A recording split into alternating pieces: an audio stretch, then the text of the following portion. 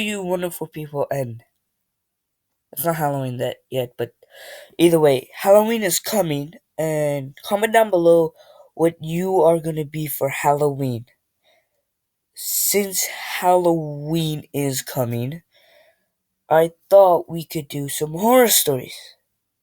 But better yet, on Halloween, when I'm done trick-or-treating and stuff, I'm gonna do an hour of creepypasta videos for you guys. I promise you that. And as I was saying, happy Halloween, and I wish you guys have a good Halloween. Be safe, cause if you heard about the killer clowns or psychopath that comes out on Halloween, just be careful, you guys. I care for you all. And yeah. Today I know we haven't done it in a while, and forever, I should say. Horror time. When was the last time I did it? Because I did so many games and then reactions. And I think it was like a couple weeks ago. I don't remember doing it last time. So I don't have a fully compilation for you guys, but I'm gonna go video by video, and we're gonna watch some scary stories.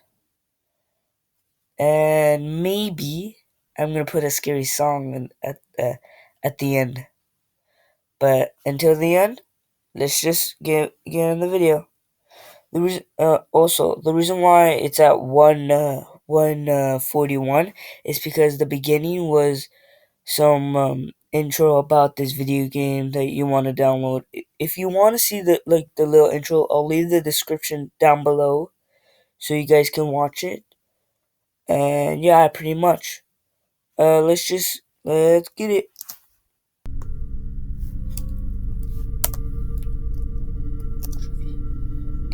Hi, I live in a city of Philippines. This incident happened to me a while ago, but it reminded me forever and ever.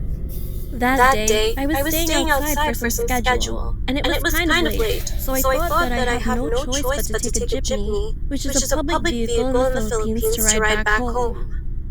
The street was pretty quiet. That's just like a As bus. I saw one jeepney was going to pass through, so I waved my hand. And when I just entered the jeepney, my eye directly reached a woman beside the driver's seat. The woman looked asleep beside the driver, and for her head is resting at his shoulders. So I thought that woman was a girlfriend of the driver.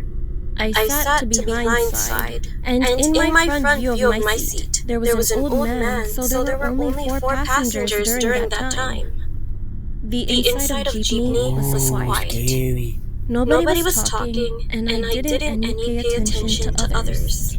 And that was the most worst things happened when the jeepney half traveled for a few meters more. Then the old man who was in front of me suddenly asked the driver to stop the vehicle and dragged me outside.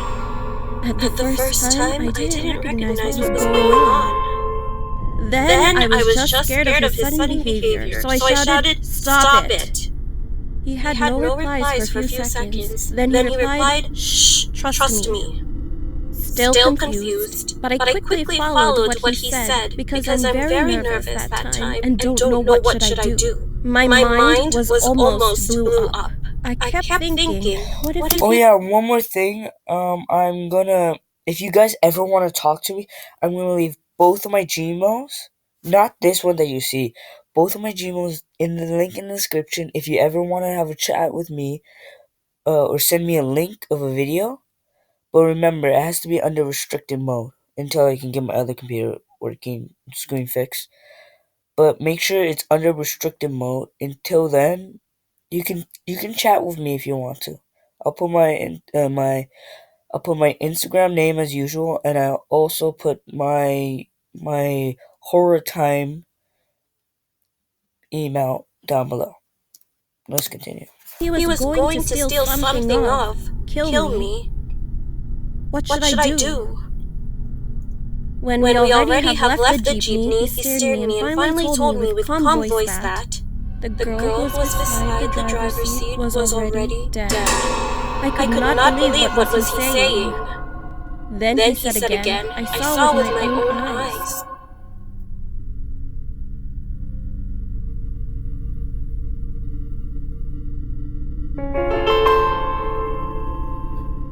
Her lips and nails were already black, and her waist have an ice pick stabbed on it and full of blood. I was shocked.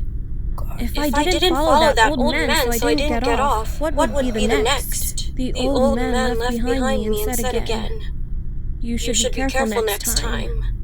After that day, when I get on jeepney, I always pay attention abnormally. Now, see that man? That was a good Samaritan. He literally saved the girl from being killed. And that's what a good person does.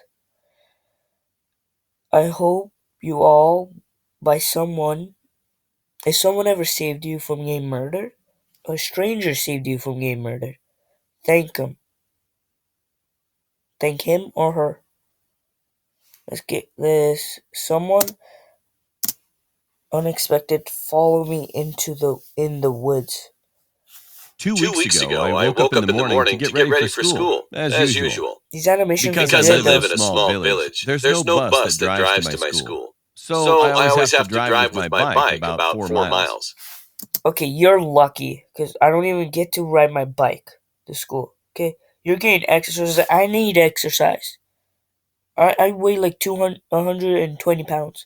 I need the exercise. As I didn't want to drive alone, a friend of mine would drive with me to school every day. One morning, me and my friend would meet up at our place. Driving to the place, I wasn't feeling well, and my friend was waiting when I got to the place. We drove along through the woods and made some jokes about what was going to happen at school today. As we were driving, I heard some sticks cracking, and I thought nothing about it. Seconds later, I heard it again, and again, and again, and again. I asked my friend if he heard that too. He said, "No, why?" 1 minute later, I heard it again, but louder. I asked my friend, "Did you hear that?" But he said no. And the second after that, I saw a tall light figure running just on the right of me. My heart got frozen. I screamed in my head as I saw that face. Everything was in the wrong place. The nose was above the eyes. The mouth was wide open, and the eye sockets were empty. I instantly passed out. 1 hour later, I woke up at a hospital with my friend sitting to the right of me and my mom to the left. My friend said that I fainted and fell to the ground and I had broken my left leg. The day after that, I laid in my bed with pain because of the broken leg. I had to take strong painkillers. Later that day, I laid in my bed and tried to sleep. As I was slowly passing out, I heard scratching on my window. I looked, and then I saw the face of the figure. I froze instantly.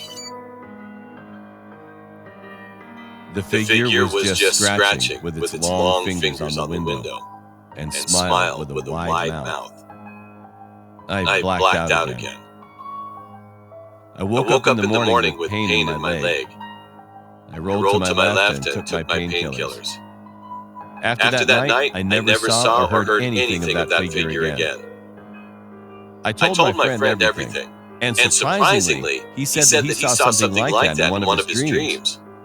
I still don't know what that figure was, and why my friend had a dream about that thing. I put down my blinds and shut my window at night. Always. Now we have a bus that brings us to school. I didn't tell my mom about this, and never will.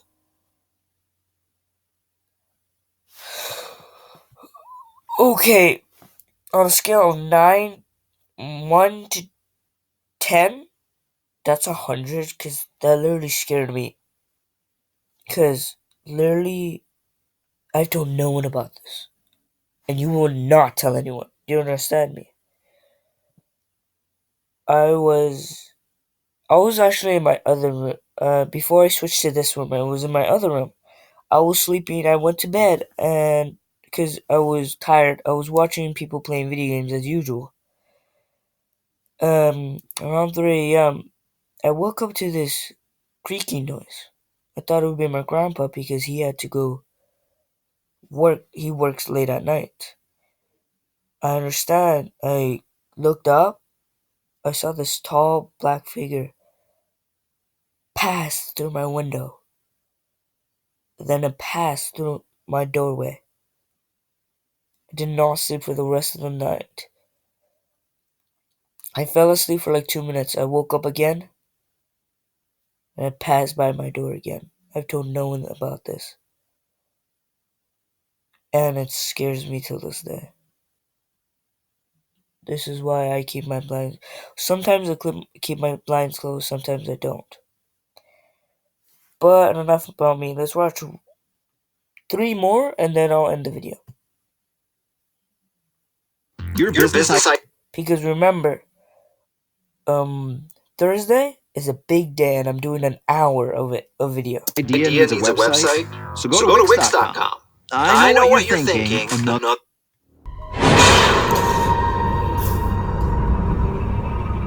Okay, I'm gonna have to pause it for a second. I'll be right back. I have to do something. Sorry guys, I just had to do something. Let's continue with the video. 15 years old. My best friend Anthony wanted me to come over for the night since his parents would be gone all weekend. I rode my bike over and put it in his backyard before letting myself in through his back door. Just put this up here. We played basically every video game he had, from FIFA all the way to Call of Duty, with popcorn and other junk food spilled out all over the floor. As the night progressed, we moved from video games to watching half a movie and getting bored, to doing prank calls at close to 10 o'clock. Anthony made a few calls to different pizza places. When it was my turn, I just dialed a few random numbers in hopes to get someone at their house. On, say, my fourth attempt, I finally reached somebody. A guy with a deep and rough voice picked up, answering with a yeah instead of a hello. Anthony's laughing in the background made me stumble with my words mid-sentence, ultimately cracking up into laughter. I had never done a prank call, so I sucked at it. The guy on the other end was silent. I regained a straight face and tried to continue with the call. It went something like this. Sir, would it be alright if I borrowed one of the wheels from your car? What's your name, kid? My name is Bob. Really? You sure it's not Anthony? It hit me like a brick. I looked up at Anthony, whose face was noticeably full of fear. I hung up the phone, not wanting to be on the line with whoever that was for another second. Anthony, who the hell was that? I asked him. I don't know, he told me. Does your caller ID info display your name or something? No, it shows my dad's name. We hopped on the computer and did some research, trying to figure out how it was possible to get someone's name through their phone number. It didn't make sense how he could get Anthony's name so quickly. He was way too young at the time to be on any of those personal information sharing websites. We ended up asking a question on Yahoo Answers, since no one had a similar experience. The question turned up no answers. I suggested he call his dad, but he said he wasn't supposed to have anybody over for the weekend, so he didn't want to call. We planned on sleeping in the living room, so we just resumed watching the movie that we hadn't finished from earlier. Right after the phone call had left my mind, me and Anthony looked at each other when we heard his front storm door opening, and then the doorknob to the front door began to turn. It only was able to turn about halfway before the lock restricted it. Anthony turned off the TV, and I went over to the window to see who it was. I spread the blinds open. There was a tall guy standing outside. He noticed the blinds moving, and turned to look at me. I practically threw the blinds back into place. Me and Anthony hid in the kitchen, listening for any more noises. We heard the sound of the gate to the backyard opening, as it was right outside the kitchen window. God damn it, I said. I forgot to shut the back door. Anthony urged me to run and shut it. I made it to the hallway leading to his back door, and froze. There was a silhouette standing outside the back door. I don't think he noticed me, but he was surely looking into the house. He opened the door and stepped inside. I tiptoed to the kitchen and motioned for Anthony to follow me upstairs. We made it to his room as quietly as possible, pulling the door shut to avoid making any noise. We crawled under his bed. He had cloth covering the bottom of his bed, so you couldn't see anything under it unless you actually moved the cloth. The doors downstairs all opened, each one getting closer to the stairs. Thumps finally began up the stairs, and he was right outside the door now. The door to the room opened. I could hear Anthony's breathing. It was too loud. Footsteps moved over to the closet, and then the closet opened. I could hear the coat hangers being slid around as the fabric of the jackets and coats rubbed against each other. Footsteps moved over to the bed and stopped. I felt like my heart was about to explode out of my chest. Anthony's breathing was too loud. I had to cover his mouth with my hand. Nothing but silence in the room now. We laid still for so long, I almost thought he wasn't even in the room anymore. I moved my hand away from Anthony's mouth and whispered in his ear, "You think we can make a run for it?" He was about to answer when the most disturbing, memory-haunting scream I'd ever heard filled my ears as Anthony was seemingly dragged out from under the bed. I crawled out and saw him struggling with the man. I desperately looked around for anything to use as a weapon. I settled with the screwdriver sitting on his nightstand. I hurried over to the man and drove the screwdriver into his back. He let go of Anthony as he let out a scream of agony, giving us time to get the hell out of the house. Running onto the road would give away our position too easily. It would take too long to make it to his neighbor's house. We dove for the tree line in the woods and took cover behind a bush, watching the house. The back door opened as the man stepped outside, looking around the backyard. He then looked out to the woods. I felt his eyes pass me as he scanned through the tree line. It seemed that it was too dark for him to see us. Then, he turned his head back in our direction. I ducked behind the bush. "Joe, he's coming." "What?" "Dude, get up, we gotta run." He was right. The man was approaching us fast. How could he have seen us? We ran through the woods with the leaves crunching under us, giving away our position. When Anthony tripped over something, I crouched down with him, hoping we had run far enough. Not even 20 seconds later, oncoming footsteps from the direction we were running from came fast. They slowed down only 2 trees away from us as we lay face down in the leaves. Moments later, the footsteps took off in another direction. We waited until we could no longer hear them and took off back in the direction of the house. While running, over the sound of leaves crushing and my heavy breathing, I could swear I heard leaves crushing from behind us. We made it back to his backyard, into his house, and this time remembering to shut the back door. We were now able to call the police. Anthony stayed on the line with them, while I patrolled the back windows, making sure nobody was out there. It was so dark, though, I couldn't see anything. So I did something that seemed stupid today. I turned on his backyard lights, and immediately in the distance, over by the woods, I saw him, standing in front of a big tree. He turned off back into the woods and disappeared out of sight. That was the last time me or Anthony ever saw him. I would be lying if I told you we heard the occasional knocks at our windows or something cliche. No, that was it. 5 years have passed and nothing has happened. Do I wonder if it was somehow linked to the prank call? Maybe. Does it make sense? Not really. But yeah, this was the story of how me and my still best friend Anthony almost died during a break-in.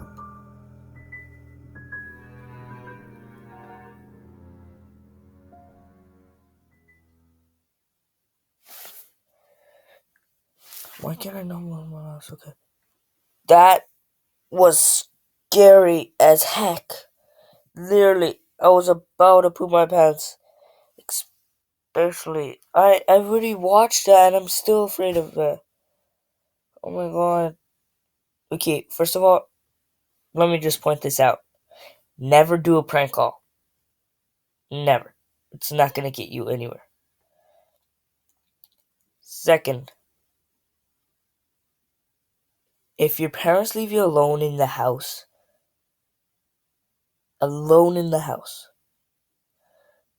for a whole week, and ask your friend if you can stay over his house. Cause one, there's a possibility that there will be a robbery, or two, someone will break in. So just do that. I would do that. If my grandma left me home alone for like the whole weekend, I would ask for a friend. I would never stay in my house alone. Too scary. But yeah, that one's scary for me. Scary field trip horror story. Why not?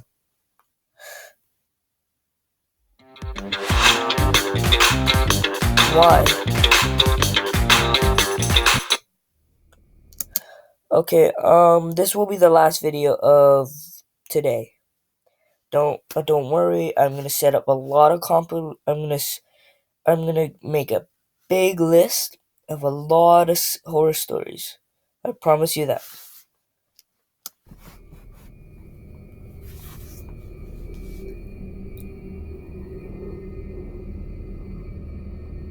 Back in high school, I took a mysteries and mythology type class, or something like that. I don't remember the name of the class. It basically just had to do with real-life mysteries and creepy shit. I was into that kind of stuff. I was taking the class with a good friend, who I'll call Ben for this story. The teacher of the class took us on a field trip to a nearby abandoned village with an unknown past. The village was built in the early 1900s, but seems as though it had been quickly abandoned shortly after it was built. The bus ride there was about 20 minutes. All of us were glued to the bus windows as we pulled up some sketchy-looking, decrepit road cutting through dense forest. The road eventually led to a clearing. We were there. We stepped out onto the road, which had grass growing through the cracks. The grass surrounding was almost knee-high. Then there were the buildings. The tall, archaic brick buildings with the boarded-up windows all gave off such chilling vibes. The teacher lined all 20 of us up, counted heads, and then began leading the way. The point of this little field trip was to use the so-called skills we learned in class to see if we could put anything together about why the village may have been abandoned so long ago. Some of the buildings had holes in the walls to serve as entryways. There were even holes in the ground next to some of the buildings, seemingly dug to get into the basements of some of the buildings, which seemed creepy. There was one building, though. It stood taller than any of the others. It just intrigued me the most. While the teacher was leading the group towards the village church, Ben and I decided to sneak off on our own to look for anything interesting. When we walked off in the direction of the tallest building, we saw a hole in the ground. It was dug by the back door of the building, which had been sealed off. In the hole was a ladder, which led down to the concrete floor below. We both looked at each other and knew we had to do it. Ben climbed down first, then me. Luckily, this was just around the time Apple started putting flashlights on their phones, so we had a source of light. It was creepy down there. There were a couple of beer bottles, one graffiti tag on the wall, and dusty wooden planks everywhere. There was a wooden stairway which led up to complete darkness, since all windows and doors had been sealed shut from above. We had already gone as far as to enter the building, so we figured we'd go up the stairs too. I went first, and with each step, the creepiness of the 100-year-old wood made me feel as if I was going to fall through each and every step. Ben followed suit. This floor of the building was very tight. It seemed like there were many openings going off into different, smaller rooms. It was so dark in there, you would never even guess it was daytime. Ben and I were honestly starting to get creeped out in there, and agreed to go back outside. But just then, there was a noise in one of the tiny rooms, like a big rock hitting the concrete floor.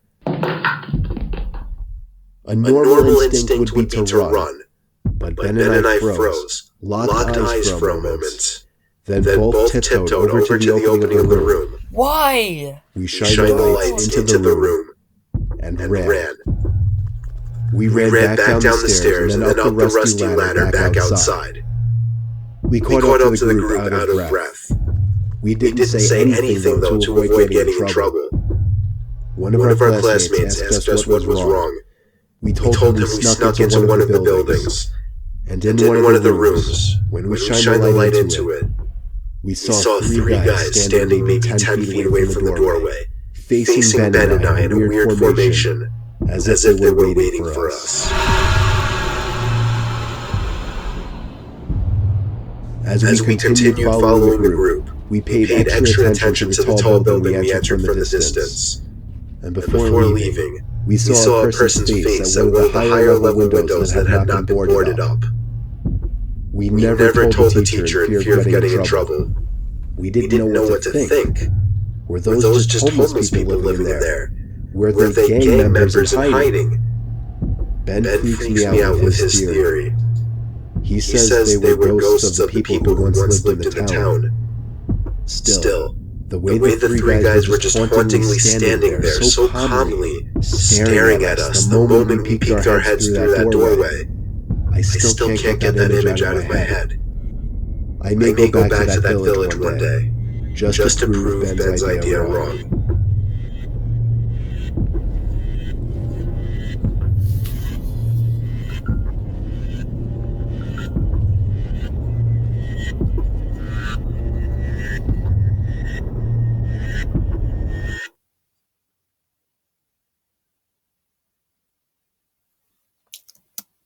I'm gonna stop it there.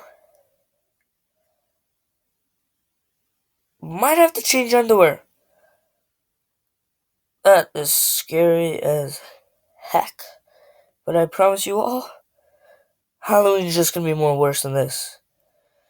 I hope you all enjoyed this video. Go follow me on Instagram. The link, my name will be down below. What's it called? What was I gonna say? My name will be down below. I'll keep all of these. I'll put all the the links of all these videos down below so you guys can watch it. And smash the subscribe button, hit the bell, sit, and I mean sit on that like button. And until next time, bye bye.